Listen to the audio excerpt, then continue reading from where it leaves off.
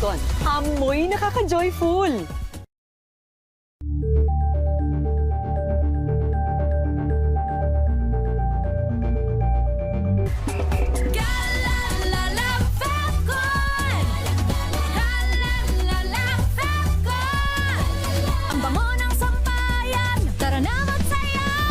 Fabcon, amoy nakaka-joyful!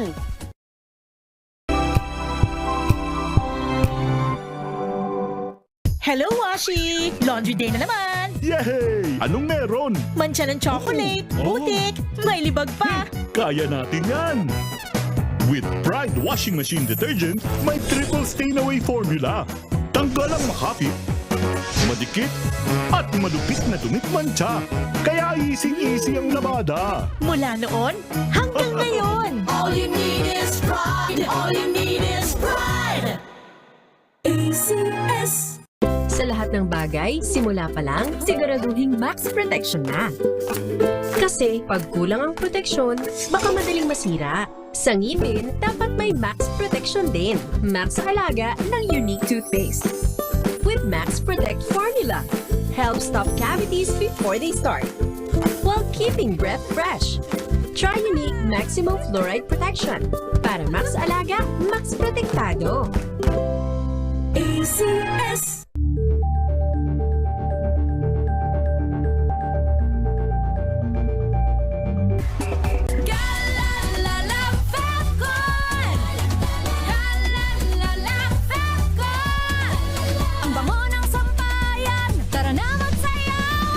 Fabcon, amoy nakaka-joyful!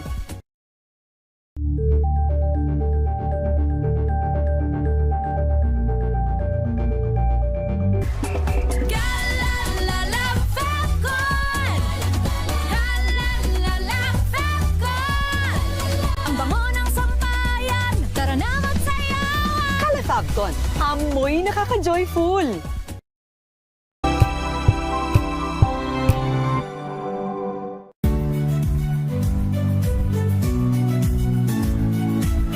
Magandang araw mga kaibigan.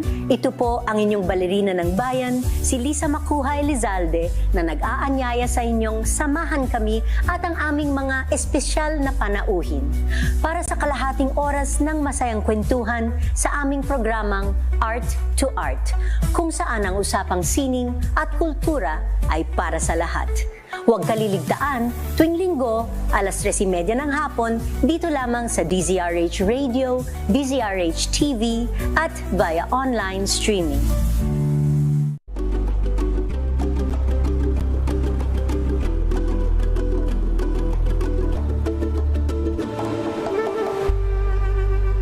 We've got you covered. From the hottest hits, exclusive interviews, kilig to the bones fan meet experience, and hataw performances of your favorite stars. Saturdays, 12 noon, dito lang sa DZRH TV.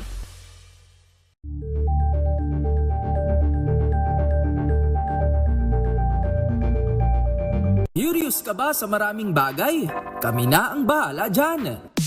Aalamin, tutuklasin at bibigyang linaw namin ang mga katanungang bumabagabag sa inyong isipan. Sa programa kung saan ang bawat sagot ay galing lamang sa mga eksperto. Ang Expert's Opinion, tuwing linggo alas 3 ng hapon, dito lang sa DZRH TV.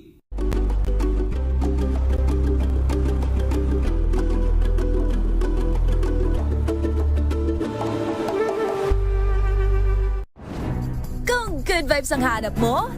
Dito ka na sa sigurado! Mula sa mga istoryang nagbibigay ng inspirasyon hanggang sa mga kwentong may dalang solusyon. Mga balitang pampagaan ng pakiramdam at pampaganda ng araw. Hindi lang ba sa good news, kundi the better news. Mula Lunes hanggang Biyernes, 1:00 ng tanghali sa DZRH TV. Pinaseko sa Usapang Legal. Usapang Legal. Usapang Legal. Magandang gabi Pilipinas, ito po ang DZRH Usapang Legal kasama ang Panyaran ng Bayan. Attorney Rina Seco para sa DZRH. Una sa Pilipinas, una sa Pilipino. Usapang Legal. Kumusta po kayo ngayong araw ng Martes? Oy, Martes pa lang. Wala munang tatamad-tamad ha, Martes pa lang. Mahaba-haba pa ang panahon bago mag-weekend ulit. Kaya magsisipag pa ulit, magpapahinga lang ngayong gabi at sa mga gabi, bagaman at matraffic pa rin po ang pag-uwi natin at gayon din ang papasok, pero patuloy ang laban para mabuhay ng marangal Usapang at hindi nagnanakaw ng pera ng taong bayan.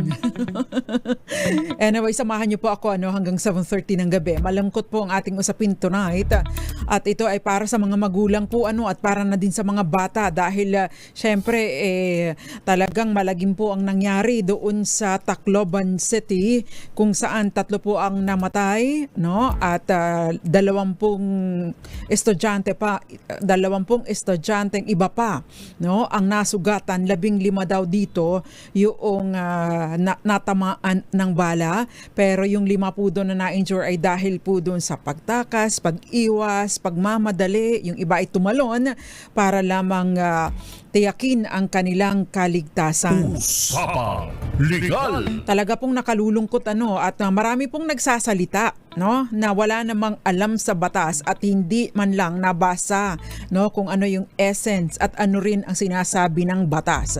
Bagaman at maganda po siguro na reviewin din ang batas na ito, tingnan ang mga butas para din po matiyak naman na na-address yung ating changing times. At the same time, paalala din po sa ating mga magulang, hindi po wala po sa mga guro ang full responsibility sa pagdidisiplina, pagdevelop, pagpapalaki sa ating mga anak. Ang atin pong responsibilidad po primary ay nakaatang or nasa inyong mga kamay bilang mga magulang. Usapang Legal. Kasi nga po matindi yung pangyayari doon sa Tacloban City. Ang lumalabas po ito po yung sinasabi.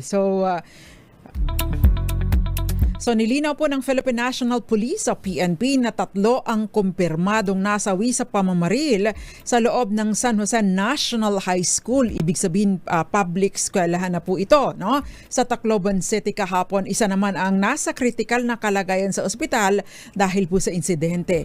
Batay po sa ulat na umabot na sa 20 ang sugatan sa shooting incident kung saan 15 ang mayroong bullet-related injuries habang 5 ang non-bullet-related injuries. Usapang Legal. Pero lumalabas po sa investigasyon na higit 1 buwang pinagplanuhan, take note po pinagplanuhan ng 2 grade 9 suspect ang pamamaril sa loob ng San Jose National High School sa Tacloban City kahapon. Ayon po kay Police Brigadier General Jason Capoy, Regional Director ng Eastern Visayas, lumalabas sa inisyal na investigasyon na naisip na ng 2 lalaking estudyante, isang 14 anyos at isang 15 anyos na gawin ang krimen noon pang May 1. Pinag-usapan po ng 2 gunmen sa isang messaging app kung paano ipupuslit ang mga baril, kailan at saan magkikita para gawin ang pamamaril, kasama na rin ang kumpiyansa nila sa umiiral na parusa laban sa mga minor de edad. Paka-play mo nga yung kay Kapoy dyan, Billy Domingo. Wala, nakita mo? Paki-play mo nga yung kay Kapoy na voice clip. Yan. Sige nga. Bukod po sa anggulo ng bullying, tinitingnan din ng PNP ang posibilidad na lulong sa violenteng larong Gorbox. Anong ibig sabihin nito? Ang isa sa mga salarin. Paki-play mo nga yung kay General Kapoy. Nakakabahala din dahil parang may alam ka na inaaral din nila, nagbabasa ng batas. Pero ganoon pa man, nagbigay ng mensahe yung local government natin dito na na talagang mananagot. Based on information, sir, as early as May 1, kung hindi ako nagkamali, April or May 1 pa nilang pinagplanuhan. Usapang Legal.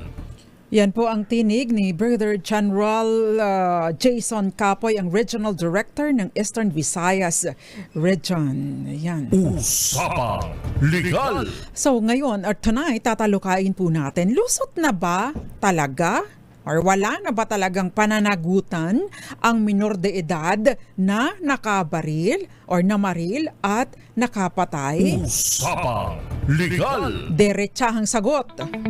Depende po sa edad, no? Sa oras ng krimen at kung mayroong discernment, no?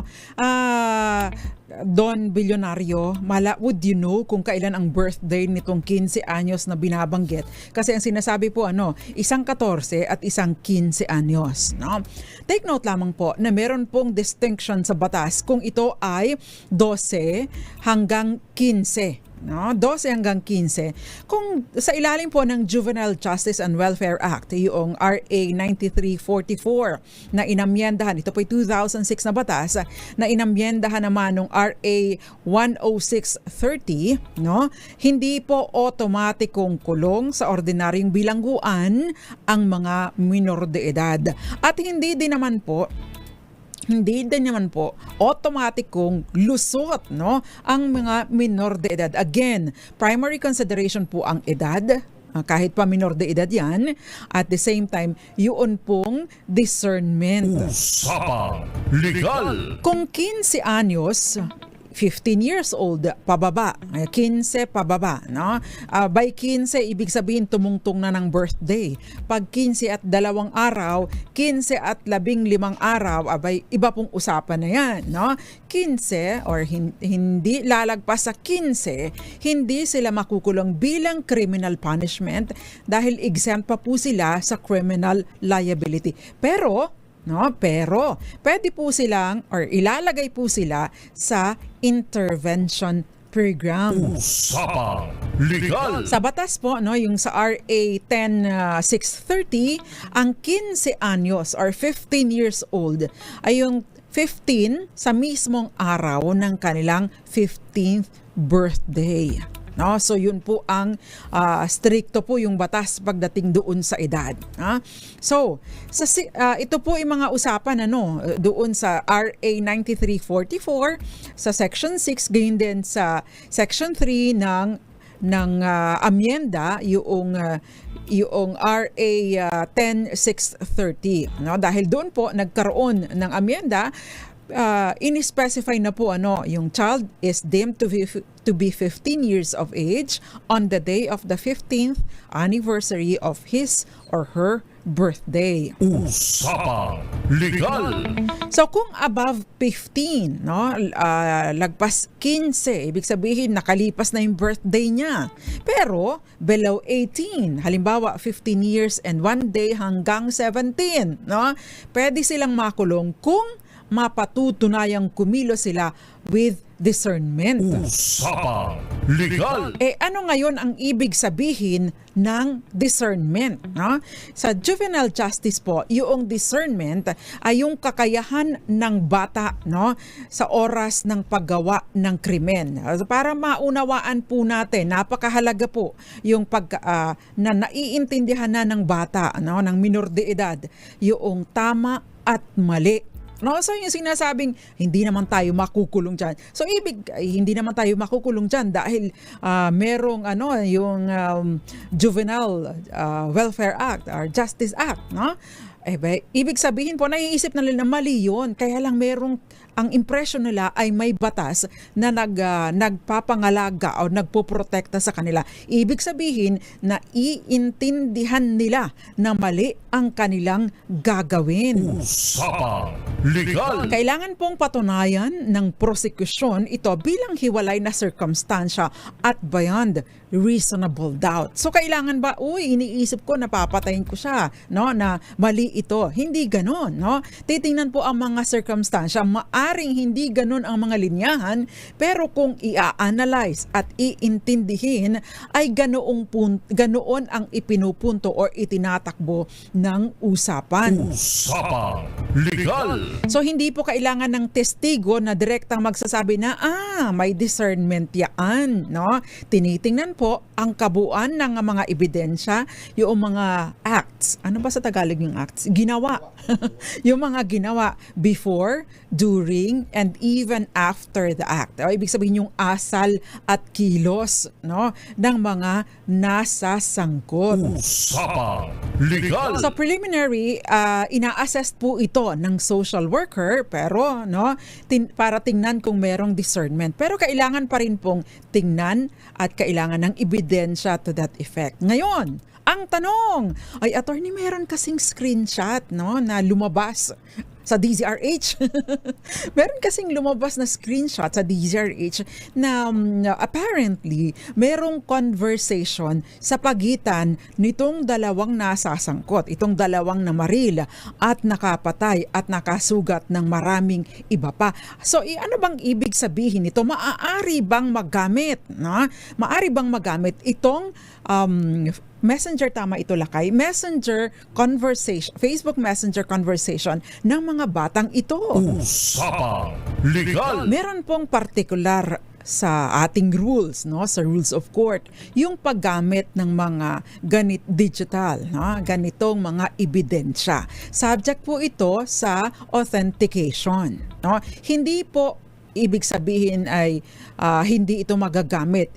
Ang gusto kong iparating sa iyo, sa ating mga tagapakinig, tinatanggap po ng korte ang mga ganitong ebidensya. Subject sa pagpapatunay na ito ay authenticated at nasa proseso ang pag-extract or pagkuha ng ebidensyang ito. Usapang Legal! In fact, no, doon po sa mga, ito na lang, personal na experience ko, sa mga kaso po na meron po kaming digital na ebidensya, no, yung mga, for example, sa libel, sa cyber libel cases, mga online posts, no, ini-screenshot, kinukuha yung IP address, pati yung tinitrace kung paano nakuha, paano sinave, at saan ito sinave, pinapatunayan na walang manipulation, na unaltered, ibig sabihin walang ginalaw, walang binago. So yun po, kailangan lang pong ma-establish itong pagkuha, pag-extract ng ebidensyang ito. Ibig sabihin, magagamit po ito subject to yung condition ng proper authentication ayon sa isinasaad po ng ating rules of court. Usapang Legal! Ayan, pwede po kayong magtanong by the way, para po sa mga nanunood, nakikinig sa atin, you may be curious, wala po tayo sa Facebook, wala po tayo sa DZRH News o DZRH News Television Facebook page. I don't know kung anong naging problema, pero no, nasa YouTube po tayo, kaya naman magandang umaga, magandang tanghali, magandang gabi sa lahat ng mga nanunood, nakikinig sa atin sa iba't ibang panig ng mundo. Pwede po kayong sumali sa ating talakayan tonight, no? At mas maganda na i-share ang ating talakayan dahil maganda po na palaganapin natin kung ano yung tamang isinasaad ng batas. Kasi marami po, no, yung nagmamarunong na hindi naman, marami po yung nagpapaliwanag, nagbibigay ng mga pahayag na hindi naman ayon sa batas. Maganda po na maintindihan natin yung batas, no? Para din alam natin yung mga pakikipagbardagulan natin online. Usapang Legal! So, again, paano ito tinitingnan o pinatutunayan sa kaso? Walang automatic na presumption na ang minor ay kumilos with discernment. Kailangan pong patunayan ng prosecution bilang hiwalay na circumstansya at beyond reasonable doubt. Hindi kailangan ng testigo magsasabing direkta na may discernment, pero tinitingnan again, no? Tinitingnan ang mga circumstansya, acts before, acts during, at after, no, yung mga asal at kilos ng mga actors o ng mga gumawa ng krimen. At syempre pa, kailangan po ng pag-assess initially ng social worker, pero tinitingnan din po yung mga circumstansya. Ngayon, ano po yung halimbawa ng indikasyon ng discernment, no? Ayon po sa jurisprudence, ibig sabihin sa desisyon ng Korte Suprema. May mga kilos po na nagpapakitang alam ng minor de edad na mali ang kanyang ginawa, no? Halimbawa, yung pagbabantay, pagharang sa biktima, pagpaplano na, kukunin ko dun yung baril sa ganito, yung kutsilyo, not necessarily yung dun sa insidente sa Tacloban, pero yung tipong may deliberate na hakbang at merong intensyon, no, malinaw na intensyon na gustong gumawa ng hindi maganda, no, o kaya pagharang para hindi makatakas, pagbabanta, pagtakas pagkatapos mahuli, umasita, at pagpapahiwatig ng awareness of wrongdoing. In the case of yung Tacloban, malinaw po kung totoong conversation nga ito ng mga nasasangkot, malinaw na may pagpaplano, malinaw na alam nila na mali at ibig sabihin may discernment ang mga pangyayari. Usapang Legal! Now, kahit po exempt, no, from criminal liability, hindi po nawawala ang civil liability. At yan po ang tatalakayin po natin sa atin pong pagbabalik, no? At syempre pa, paano pong 14 anyos at the time of shooting? Yan po at iba pa ang ating tatalakayin. Ilan po muna mga paalala. Diyan lamang po kayo. Kayo'y nakikinig sa Usapang Legal kasama si Attorney Rina Seco.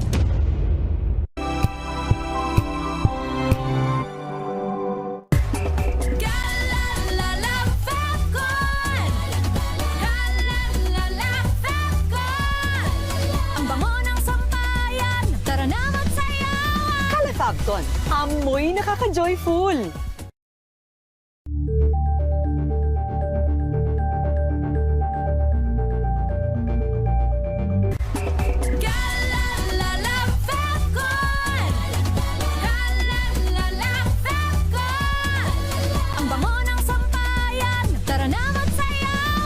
Kalafabton, amoy nakaka-joyful.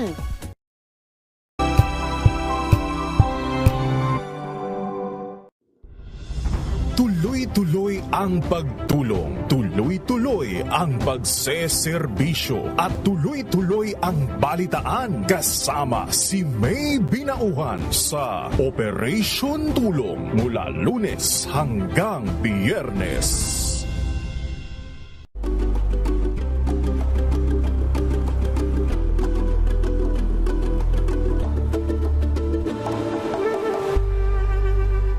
Maagang balitaan, maagang usapan sa mga issue at balita kasama si Kuya Angelo Palmones sa Magandang Umaga Pilipinas mula Lunes hanggang Biyernes.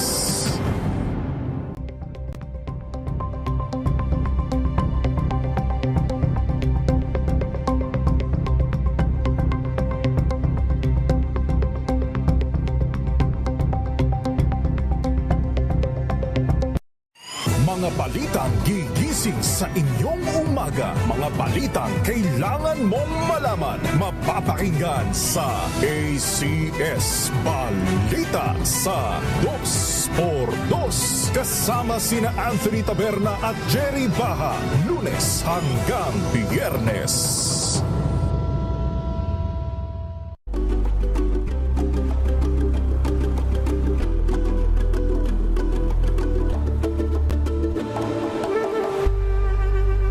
Alamin ang mga maiinit na isyung pambayan, mga balitang kailangan mong malaman, usapin sa pamahalaan, politika, ekonomiya at kabuhayan. Ito ang mga dapat mong malaman, pakialaman at pag-uusapan dahil kayo ang tinig ng mamamayan dito sa Damdaming Bayan. Live sa DZRH Radio, DZRH TV at DZRH Digital. Kasama sinalakay Deo Macalma at Elaine Apit. Araw-araw, Lunes hanggang Biyernes. Damdaming Bayan.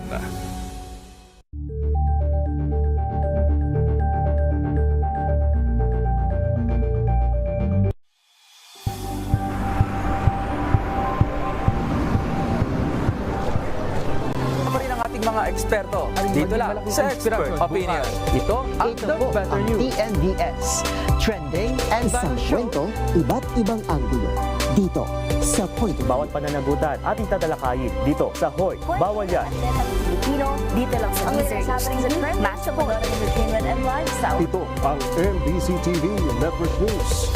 Una sa Pilipinas, una sa Pilipino.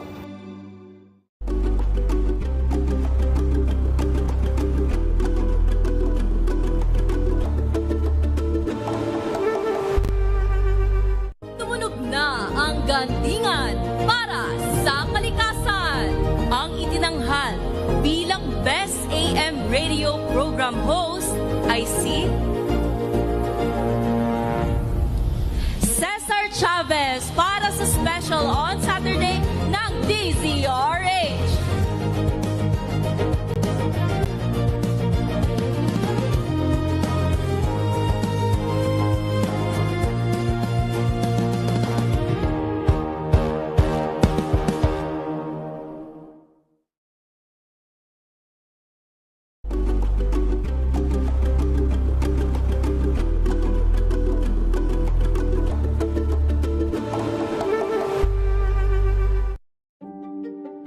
Buklatin ang mga pahina.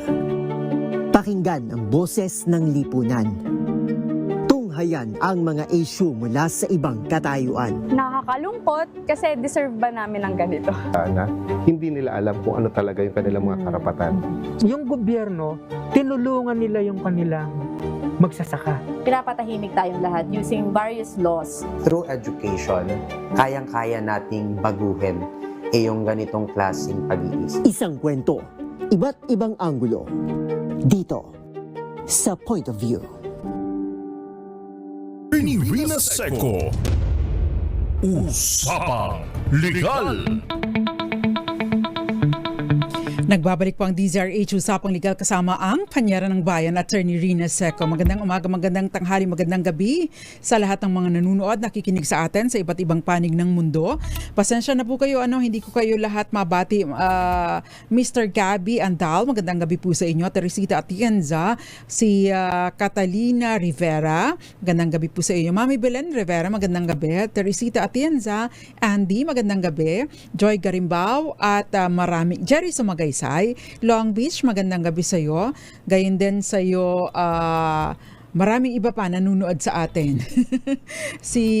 Hindi ko alam yung mga suki natin sa Facebook, wala po tayo ngayon Lipat na lang po muna kayo dito sa YouTube. Nandito po ang ating mga kababayan and feel free to share our discussion tonight. Usapang Legal. Now, dakuan po natin kapag ka po 14 anyos at 14 anyos, no?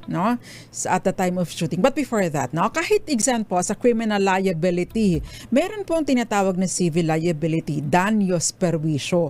Kahit hindi makulong, hindi sila exempt sa sa civil liability para sa namatay at nasugatan.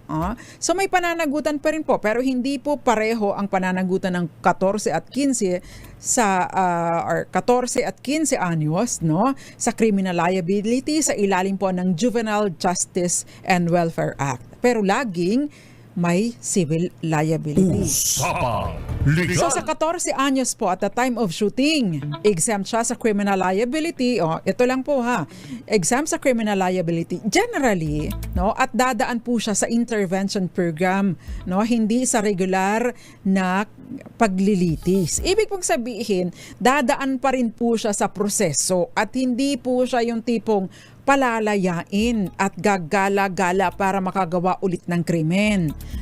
Meron pong intervention program na pinagdaraanan. In fact, mamaya i-discuss ko sa inyo itong proseso na ito, para naman po guided tayo sa ating alam ko marami sa atin post Anli sa social media. Usapang Legal.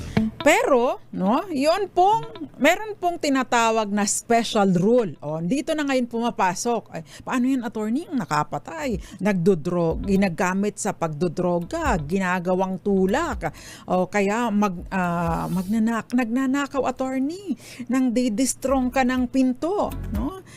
Kung ano-ano pang mga krimen, no, na kinasasangkutan.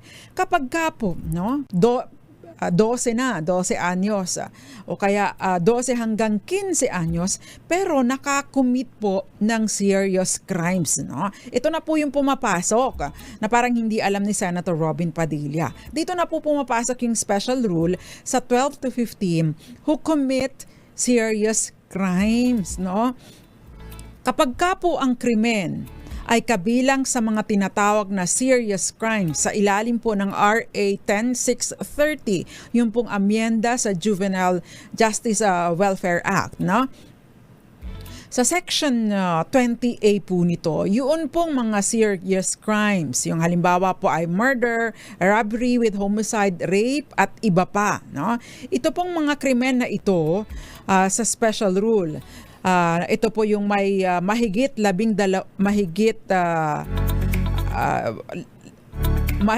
mabigat, no? Ibig sabihin mabigat na mga krimen, nakakagawa ng parricide, murder, infanticide, kidnapping, serious illegal detention, may killing or may rape, robbery with homicide or rape, destructive arson, rape, carnapping na may killing or rape. Sa ilalim po ng batas, ito po ay mahigit, basta lahat po ng krimen na lagpas or mahigit 12 taon ang parusa. Itinuturing po itong mga serious crimes at hindi po siya, bagaman at hindi po siya sinasabi po sa batas na hindi siya kriminal na mananagot dahil hindi siya iaayon ang proseso sa kanya ay hindi kagaya ng proseso na pinagdaraanan ng mga adult na nakakasuhan. Ano po? Usapang Legal! Meron pong tinatawag na Intensive Juvenile Intervention and Support Center na nasa loob po ng Bahay Pag-asa. Yan. Kapag po ganito, mas mahirap po yung pagdadaanan nila. So sila po ay mga tinatawag na neglected child at mandatory po yung placement sa facility. So in essence, para din pong kulong sila pero hindi po sa adult na kulungan. Yun. Kaya yung sasabihin na palalayain na lang, nakapatay na, hindi po yun totoo. Ano po yun ay malicious, tawag doon, false, no, na information. Mali po yun. Hindi po yun totoo, wrong. False, fake. Mali po yun. Dahil ang sinasabi po ng RA 10630 Section 20A, no, ay kapag po na-involve sa mga krimen na may parusang lagpas 12 taon or 12 years or more, no, sila po ay ilalagay sa special facility. Hindi tinatawag na kulong, pero parang gano'n na din. May intervention po na pinagdadaanan, protective at rehabilitative custody. Yan. Hindi kulong na kagaya ng sa mga adult pero parang gano'n na din po ang konsepto except na meron po silang mga programa para matulungan, no, ang minor de edad na ma-rehabilitate o kaya naman ay maproteksyonan siya, no, from himself or herself para pa maproteksyonan din yung community against sa kanyang criminal na instinct, kumbaga. Usapang Legal! So again, no, binabanggit po natin, ito yung karaniwang namimiss po noong mga kunuhay or kunyari nag-i-interpret at nakakaalam sa batas. Yun pong Section 20A ng 10630, yung mga 12 hanggang 15 na nakakakumit ng krimen na seryoso. Again, serious crimes, may parusa pong 12 years pataas. Bagaman at hindi po sila ipoproseso kagaya ng mga adult, meron pong separate na proseso para sa kanila. Ito po ay nag-a-apply para sa mga 12 hanggang 15 years old na nai-involve sa serious crimes. Ibig sabihin may parusang 12 or 12 years na imprisonment pataas, no? Ito po ay para sa mga cases of parricide, murder, infanticide, pagkitil ng pagpatay sa sanggol po, kidnapping or serious illegal detention, may killing or rape, robbery with homicide, may killing or rape, robbery with homicide, may rape, ibig sabihin o kaya ay may rape, destructive arson, rape, carnapping na may killing or rape, at ilan pang mga offenses under RA 9165. Ibig pong sabihin ay 9165, yun po ay drugs, no? Involvement sa drugs. So, itinuturing po siyang neglected child sa ilalim ng PD 603 at obligadong ilagay sa Intensive Juvenile Intervention and Support Center. Ayun. So, hindi po nakakalaya. Fake news po yung palalayain. Usapang Legal! So, para po sa involuntary commitment at pagsasailalim sa Intensive Juvenile Intervention and Support Center, meron pong petisyon sa korte para sa na inihahain ng local Social Welfare and Development Office ng LGU kung saan nangyari po ang offense, o ang DSWD social worker kung wala pong LSWDO sa loob po ng 24 hours mula nang matanggap ang report sa sinasabing ginawa ng bata. So I don't know kung anong naging initial na hakbang ng DSWD or ng local Social Welfare and Development Office dyan sa Tacloban, no? So, kailangan po, no, obligado po na umaksyon ang korte sa loob ng 72 hours mula sa paghahain ng petisyon. In the meantime, attorney, paano yun? 24 hours or 72 hours pa aaksyon? Ibig bang sabihin, makakalaya itong batang ito? Paano kung talagang violente, no? Meron talagang killer instinct, no? Hindi po naman sila pinalalaya. Sila po ay nasa protective custody, hindi kagaya na sa Senado. Nasa custodiya po sila ng DSWD. So kailangan pong umaksyon ang korte within 72 hours mula sa paghahain ng petisyon. Take note po sinasabi po ng batas, within 24 hours mula nang mangyari ng mga i-report, at within 72 hours ay dapat pong humakbang or humaksyon ang korte.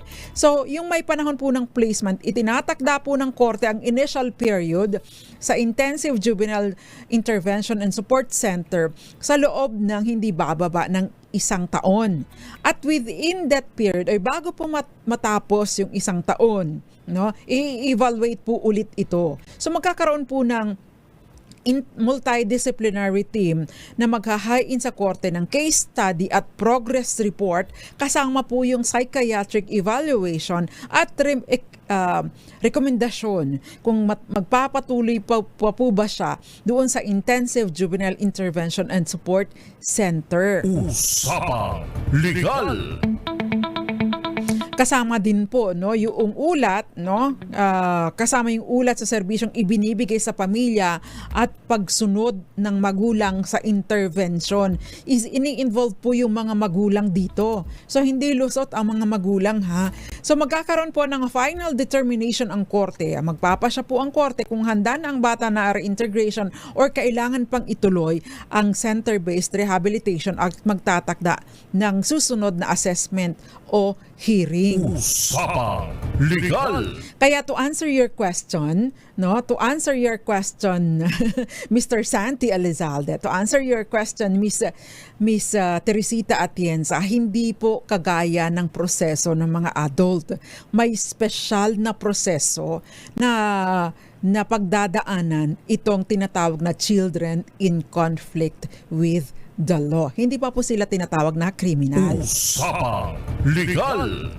Yan. Si Gabby Andal, magandang gabi. Joel Mangasep, dyan sa Melbourne, Australia.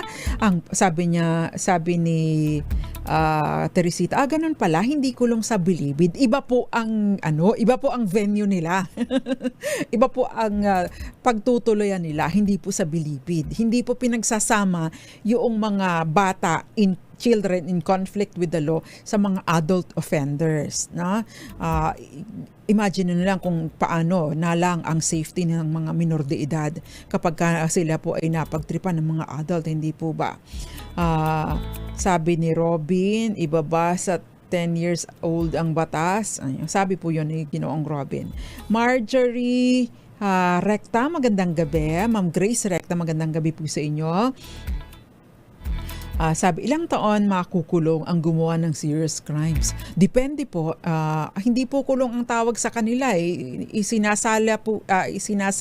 Salang po sila sa rehabilitation. Meron pong initial na 1 taon na ito po ay maaring magpatuloy. Depende po sa progress ng bata, no? Kaya nga po merong multidisciplinary intervention na isinasagawa. Every year nagkakaroon po ng evaluation. At hindi lang po yung bata ang tinitingnan, ha? Tinitingnan din po yung partisipasyon ng mga magulang. Usapang Legal! Sabi niya, ngayon lang ako napasang-ayon kay Senator Robin, sabi ni Destroyer. Ayan. Hindi po 1 taon lang. Ibig sabihin, bago po magtapos yung 1 year, nagkakaroon po ng re-evaluation. Usapang Legal! At yes po, parang kulong na din, pero hindi po sa Bilibid. Kaya again po, para sa mga magulang, dapat pong malaman kung ano yung mga primary na tungkulin natin sa ating mga anak, hindi yung anak ng anak lang, dahil attorney, walang ibang libangan sa gabi o walang ibang libangan sa umaga, tanghali o sa gabi kundi gumawa ng bata. So hindi po yun mag-family control po kung walang kakayanan na magpalaki ng maayos. Ibig sabihin po financial, emotional, intellectual na suporta. Lahat po ng dapat na ibinibigay na suporta sa bata. Kung hindi po kaya ay mag-family planning. Kasama po sa tahanan o within your home or sa inyong home at pangangalaga ang bata. Na pananatilihin ang anak sa kanilang company at alagaan po ito. Suporta at edukasyon. Unfortunately, marami po sa atin may financial support, pinaaral nga, pero yung emotional at psychosocial support ay naninneglect po ng mga magulang dahil syempre nga naman sa hirap po ng panahon, puro kayod-kayod. Kung dito pa sa Maynila, napaka-traffic, anong oras na makakarating sa bahay? Tulog na ang mga bata, or hindi na na-check, pagod na si nanay at si tatay. O kaya naman, madaling araw pa lang umaalis na si nanay at tatay dahil bawal ma-traffic, di ba? Bawal ma-late sa trabaho. Hindi naman tayo Bato de la Rosa, na pwedeng kumobra ng sweldo kahit pa nagtatago, tayo po ay ordinaryo mga manggagawa na kapag ka na late, lumagpas doon sa grace period na ibinibigay ng ating kumpanya, kaltas na kaagad sa sweldo. Mabuti sana kung kaltas lang, pero kung repeated po ito, syempre mamimimuhan kung habitual tardiness. Yung iba pong mga kumpanya, habitual tardiness could result to termination from service. Yun po ang malaking problema. Usapang Legal! Pati po yung pagmamahal, papayo ng tama, paggabay, yun po ay kasama po sa mga obligasyon ng mga magulang. Pag moral at spiritual formation, gabayan ang asal at pagpapahalaga yung honesty, integrity, self-discipline, self-reliance, industry, thrift, at saka maraming iba pa. Pagtalima sa tungkulin bilang mamamayan. Kaya lang hindi na po nag-guide, di ba? Ang nag-guide na yung social media, wantosawa online, mahirap mapuknat, mahirap nga mautusan. Of course, yung supervision at protection, yung protection, hindi lang po physical na protection, yung mental health din, kasama din po yun, supervision, properly nasusupervise ba yung bata, nakakapag-aral ba on time, nagagawa ba yung mga assignments, may mga assignment pa binibigay sa mga bata ngayon.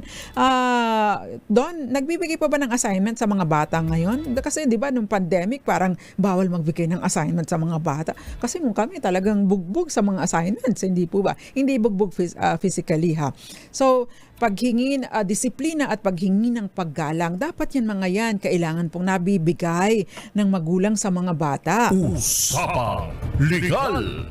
Mahalaga pong tandaan, no, ang mga magulang, kung nasa inyo po ang mga magulang o kaya ay kung kayo po ay nag-exercise, bagaman at hindi kayo ang magulang, nag-exercise ng parental authority kapag ka po nakagawa ng krimen ang inyong anak. Kapag ka po nakagawa ng krimen ang inyong anak, kayo po matik, sabi nga nila, automatic. Yung civil liability ay sagutin po ninyo dahil ang mga bata, hindi po ba, wala pa namang kakayanan na magbayad ng danyos perwisyo. Usapang Legal! Yan. So may tanong dito, ano po ang pananagutan ng tiyahin ng 14 years old na bata dahil nagamit po sa krimen ang kanyang baril? No, yan nga po, no? Kasi kung nagkaroon po ng negligence ang tiyahin ng bata, not necessarily police, no? Kahit sino man o sino man ang nagmamay-ari ng baril, kung nagkaroon po ng negligence, no, itong ang sino man ang pinanggalingan ng baril, ay maaari po siyang magkaroon ng pananagutan. Ano? Pwedeng kung yan po ay government employee, administrative liability, at maaari pong usigin sa ilalim, like sa police, kung police doon po sa meron pong rules mismo ang NAPOLCOM, ano po ba, at ano po, at meron pa rin po mga sumasaklaw na hindi ko alam kung ano yung internal policy ng ating PNP. Maliban pa doon, marami pong mga batas na nagpaparusa sa pag-neglect, pagpapabaya sa mga anak. Usapang Legal! Ang tanong ngayon, attorney, ano naman yung panaring maging pananagutan ng eskwelahan at mga guro, no, ng isang estudyante, or kung ang isang estudyante ay mamaril at makapatay sa loob ng eskwelahan? Di ba? Hindi po sila lusot doon. Posible pong managot ang eskwelahan at ang guro, no, for civil damages kung may school shooting na naganap sa loob ng eskwelahan, pero hindi po ito automatic, ano. Nakadepende po ito sa uri ng claim. Kung mapatunayang nagkulang, walang, hindi nag-exercise yung diligence of a good father of a family. Kasi ito pong diligence of a good father of a family, yun po ang depensa naman, no, nitong mga nitong eskwelahan o guro. So, may mga depensa po na nakalaan sa batas, no? Pero maari pong magkaroon ng pananagutan ang teacher in charge o kaya ang school head, depende po sa klase ng paaralan, lalong-lalo na po kung nasa kanilang custody, no? Nasa kanilang custody ang minor de edad, ang bata. At the same time, kung hindi po maayos ang security ng eskwelahan, kaya lang, ang mga eskwelahan, di ba, wala namang security guard, no ba? Di ba, wala namang security guard doon sa mga eskwelahan, kasi kami, public school po ako ng elementary, wala naman pong ganun sa amin, pero wala pong shooting sa amin. At most, ay meron lang suntukan. Usapang Legal!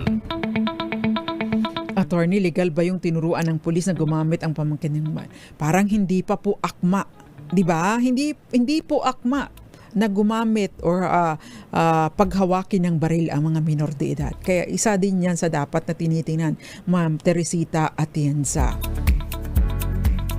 Okay, so mamaya po magko-commercial po muna tayo. Ano naman ang ibig sabihin ng custody? Yan po at iba pa ang ating tatalakayin sa atin pong pagbabalik. Diyan lamang po kayo.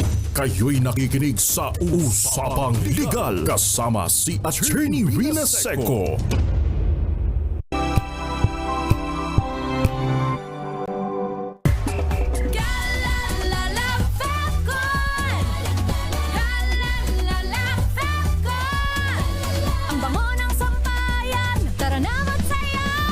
Fabcon, amoy nakaka-joyful.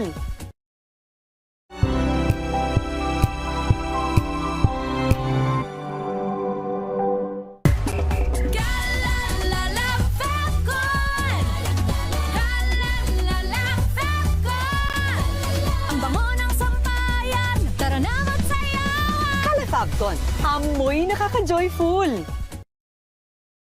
Sa lahat ng bagay, simula pa lang, siguraduhing max protection na. Kasi pag kulang ang proteksyon, baka madaling masira. Sa ngipin, dapat may max protection din. Max sa alaga ng Unique Toothpaste. with Max Protect formula. Helps stop cavities before they start, while keeping breath fresh. Try unique maximum fluoride protection. Para Max Alaga, Max Protektado. ACS. Wow, ang saya. Isang barangay na labada, puro mancha pa. Goodbye, pahinga. Mommy, isang laba lang yan sa Pride Bar Blue. May powerful stain-away enzymes na malupit sa dumit mansya. At di masakit sa kamay. Isang laba lang yan. Hello, pahinga. Hello, Pride Bar Blue. ACS.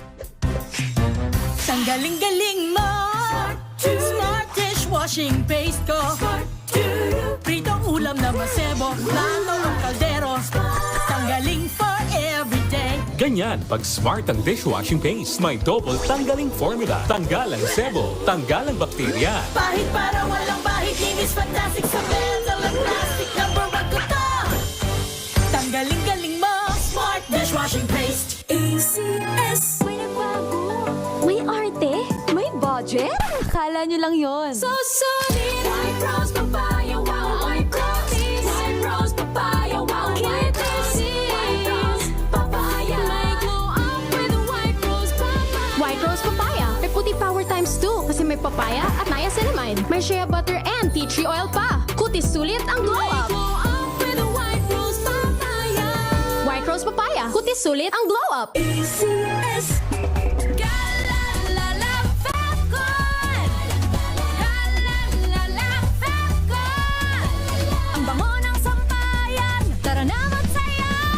Calefacton, amoy nakaka-joyful.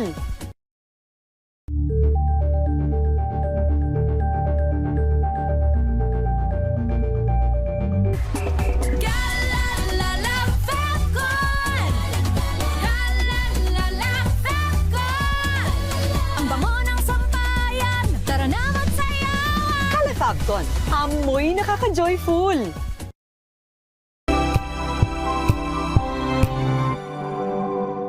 Hello, Washi! Laundry day na naman! Yay! Anong meron? Mancha ng chocolate, putik, may libag pa. Kaya natin yan! With Pride Washing Machine Detergent, may triple stain-away formula. Tanggal ang makapit, madikit, at malupit na dumit mancha. Kaya easy-easy ang labada. Mula noon hanggang ngayon. All you need is pride. All you need is pride. ACS. Tinesting, sinuri, siniyasan. Ang resulta? Super effective ang Shield sa pagpatay ng bakterya at virus. Shield Antibacterial Soap. Believe ang mga eksperto sa Philippine Nurses Association. At si Mami. Tiwala ako sa Shield. Shield Antibacterial Soap. Napatunayang mabisa. Ang mga nurse, tiwala. ACS.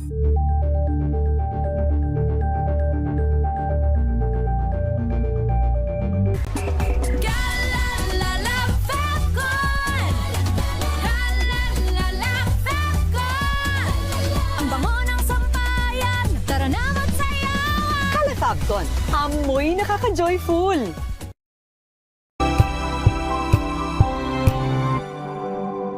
Ito ay bunsod ng naitalang 17 individual na ang kanilang naaresto. Ng Metro Manila Development Authority o MMDA ang No Contact Apprehension Policy o NCAP sa Metro Manila. Sa ilang mga dokumento ay peke.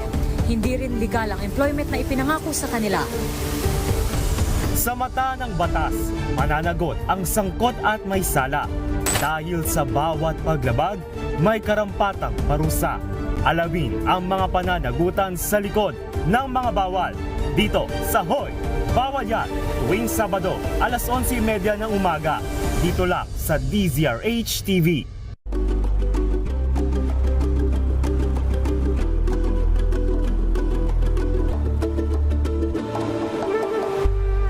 Legal! Nagbabalik po ang DZRH, Usapang Legal. Tinatalakay po natin kung lusot na nga ba talaga. By the way, meron pong konsepto na tinatawag na suspended sentence. Nasususpend yung sentence, yung sentensya, service of sentence, no? Meron pong isang kaso, this is a 2024 case. Isa pong 15 anyos, no, ang na-involve sa panggagahasa sa isang 5 taong gulang na bata. No? Siya po ay nakatulang guilty, no? Nagkasala, napatunayan po, at siya po ay isinailalim sa intervention. Pero nagtuloy-tuloy po at ang service ng kanyang sentence dahil meron po siyang, sabi niya, the Regional Trial Court found him guilty of statutory rape after he turned 18 at nag-impose po ng imprisonment of 8 years and 1 day to 14 years, 8 months and 1 day. Pero sinuspend po yung sentence. Anong ibig sabihin nun?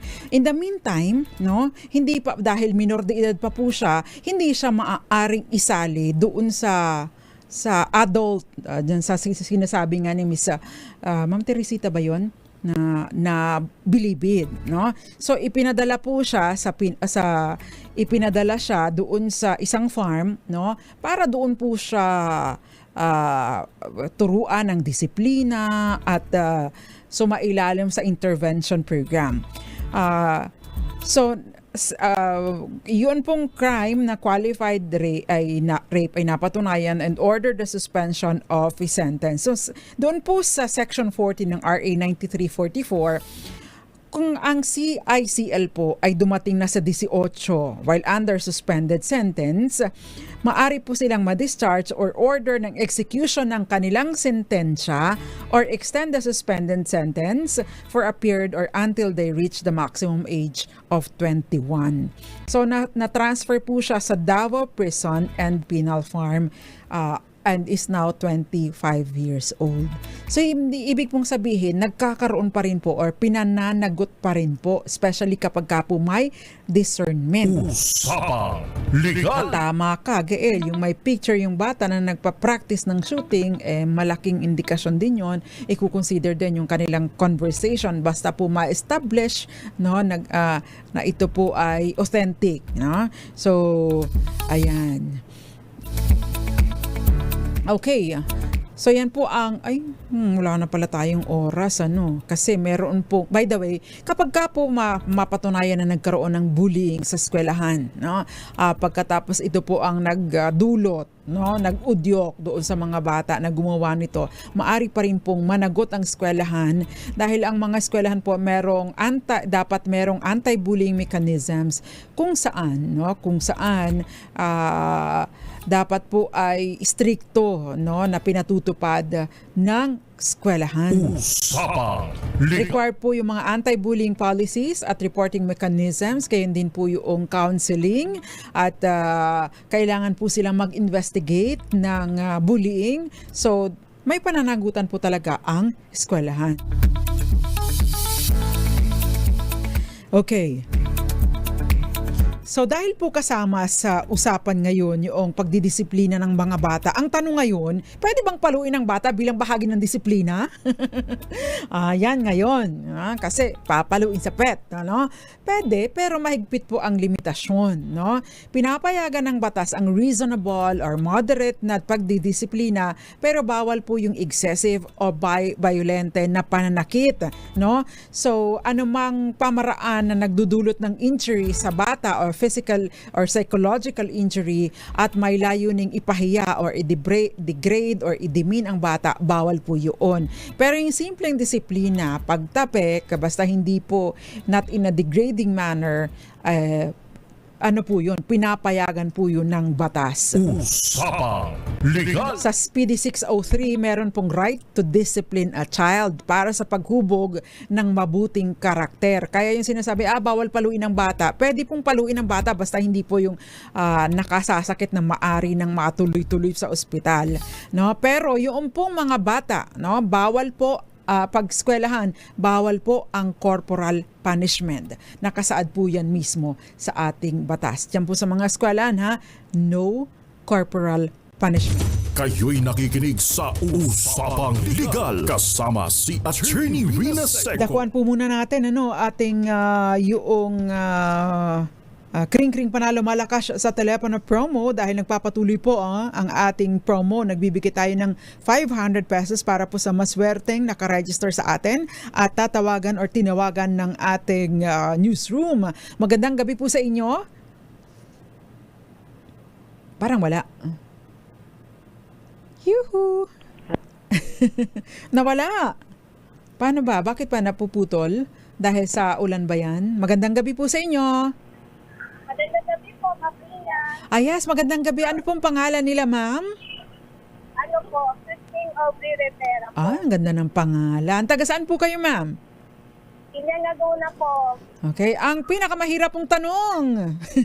Ano po ang kauna-unang radyo sa buong Pilipinas na magsa-celebrate na ng 87th anniversary this July 15? DZRH po. Marami pong salamat, ma'am, at magandang gabi po sa inyo. Congratulations. Usapang Legal. Ayan, para po sa mga ibang hindi pa nananalo pwede pa rin po kayong sumali sa ating promo. Maraming salamat po sa pagsama ninyo sa akin, Parts TV. Magandang gabi.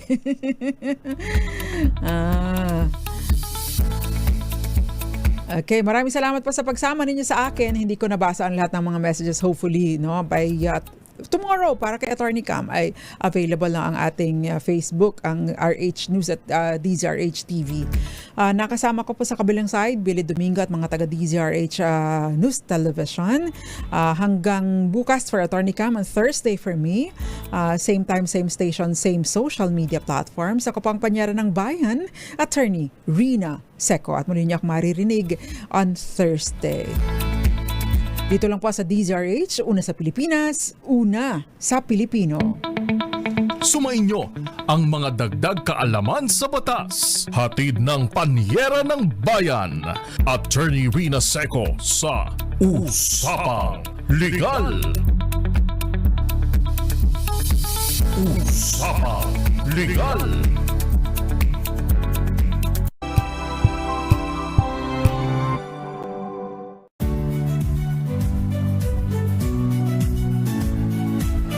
Magandang araw mga kaibigan. Ito po ang inyong balerina ng bayan, si Lisa Macuhay Elizalde, na nag-aanyaya sa inyong samahan kami at ang aming mga espesyal na panauhin para sa kalahating oras ng masayang kwentuhan sa aming programang Art to Art, kung saan ang usapang sining at kultura ay para sa lahat. Huwag kaliligtaan, tuwing linggo, alas 3:30 ng hapon, dito lamang sa DZRH Radio, DZRH TV, at via online streaming.